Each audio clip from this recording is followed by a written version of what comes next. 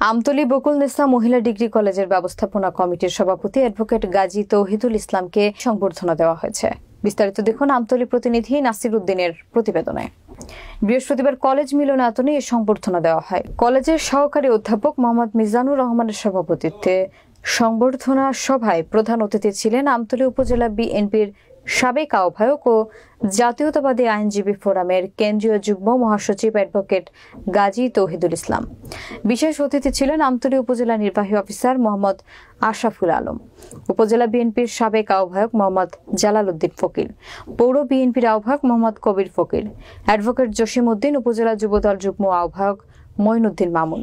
কলেজের সিনিয়র প্রভাষক মোহাম্মদ জয়নুল আবেদিনের সঞ্চালনায় সভায় বক্তব্য রাখেন সহকারী অধ্যাপক প্রণব কুমার সরকার, মোহাম্মদ মুজিবুর রহমান, বশির আহমেদ, সৈয়দ ওয়ালি উল্লাহ, মোহাম্মদ কবির হোসেন, আমতলী প্রেস ক্লাব সাবেক সভাপতি AKM খায়রুল বাশার বুলবুল ও মোহাম্মদ রেজাউল কবির বাদল।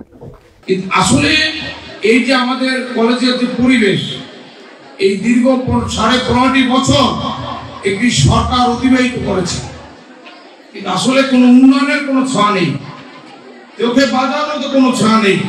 সেই দিনের পর দিনের বাড়ি আছে এখন পর্যন্ত।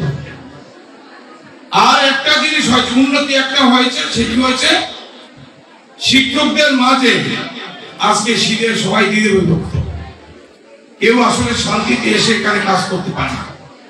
আমরা যারা সরকারি দলের নেতা কর্মী ছিলাম, কে কি খাইবে কে কি নেবে, এই বকুলনেসা কলেজকে কিভাবে ভাগ বন্টন করা যাবে, এই মাথায় সবার ছিল।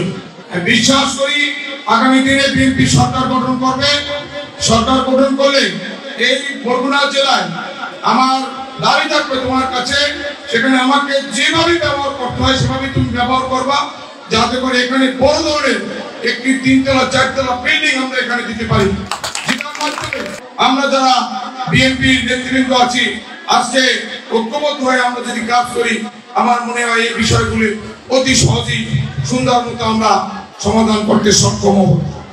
আজকের এই অনুষ্ঠানে আমি সর্বপ্রথম অত্যন্ত শ্রদ্ধা ভরে স্মরণ করছি,